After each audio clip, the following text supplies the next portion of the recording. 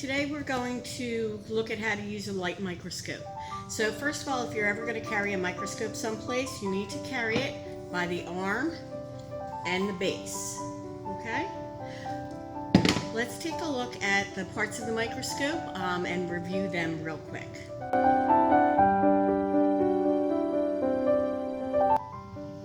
So this is the ocular lens. It has a magnification usually of about 10 times. This is known as the nose piece. As you go down and you look at this, these are the objectives. There's a scanning objective, which is the smallest one, and that usually has a magnification of 4 times. Then there's low power, which is the second lowest one and has a magnification of 10. And then there's high power, which is the biggest one, the longest one, and that one has a magnification of 40. We have our clips here for our stage. This is our stage right here. You have your light source here. You have your diaphragm under here. The purpose of the diaphragm is to let in and out light. Sometimes the brightest settings aren't the best. You have your coarse focus here, and then your fine focus. Sometimes your fine focus will be right here within the coarse focus. And then of course your base. Your light turns on and off like this. So not all of our microscopes are the same, but they're all approximately the same. By knowing this stuff, you'll be able to figure out any microscope.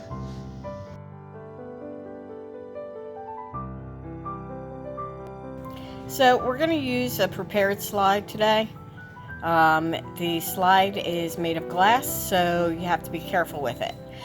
What you're going to do is make sure that the stage is all the way down, and it is now, and also make sure that your objective is at 4x.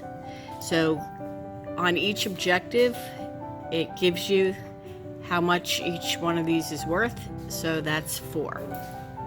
Okay? You're going to make sure that that's over the hole here, and then put this onto the slide, or onto the stage, I'm sorry. Once you're done with that, you're going to look in the microscope and raise it, or raise the stage closer to the objective, and you can kind of move this around until you can see exactly what you're looking for. So that looks pretty good. And then you can use your stage clips to put it where they're supposed to be and to hold it there. So now that you have that, you can use the fine focus to get it a little bit more in focus if you'd like. Once you get it in focus and everything's the way you want it to be, you're going to move to the next largest objective.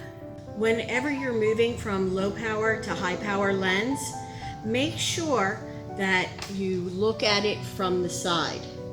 The reason being, if you don't look at it from the side, sometimes the high powered lens can be low enough that as you raise and lower the stage, even if you're using a coarse focus, it'll wind up cracking the slide.